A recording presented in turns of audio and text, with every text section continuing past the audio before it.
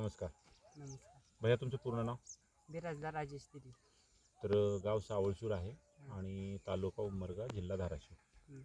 आणि आज तारीख आहे 8 हां 8 फेब्रुवारी 2026 आहे. 26. हां आणि तुम्हाला मी 17 तारखेला या ठिकाणी तुमची लावण झालेली होती आणि त्या दिवशी याची व्यवस्थिशीर वाढ होत नव्हती. हां एक सिंगल झाड होतं असं. हां तर त्या दिवशी तुम्हाला प्रीमियम हां आणि नायट्रोकिंग नायट्रोकिंग.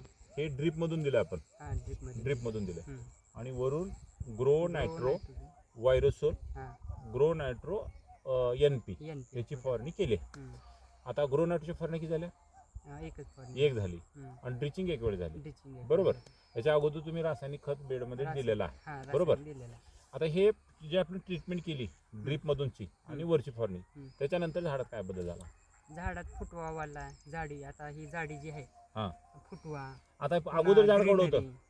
अगोदर झाड खूपच लहान होतं. एवढं एवढं होतं. होतं. एवढं होतं. एवढं. आता हे जे नंतरची एवढं डेव्हलपमेंट आहे, दुसरी गोष्ट आहे, आणि फुटवा बुडामधून फुटवा वाढलाय बघा आपला. हां बरोबर. बुडापासून हे जे आहे ना, हे फुटव्याचं प्रमाण वाढलंय. वाढले. त्याच्यानंतर आता हे झाड पान जे आहे हां त्याच्यामध्ये काय फरक आला? ग्रीनरी ग्रीनरी आणि जाडी.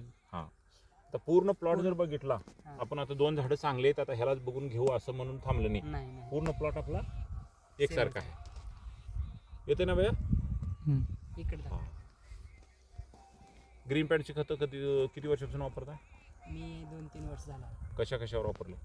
ऊसासाठी वापरलं होतं गेल्या वर्षी खास तर, कारण पाणी कमी आहे हां. त्याच्यामुळं पाणी. कोणतं वापरलं होतं? ट्रेसावोटिक वापरलं होतं, हां. ग्रो नायट्रोकिंग, हां.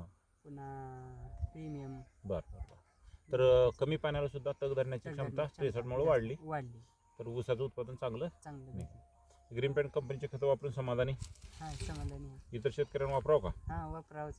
100% रिझल्ट आहे. बरं. धन्यवाद भैया.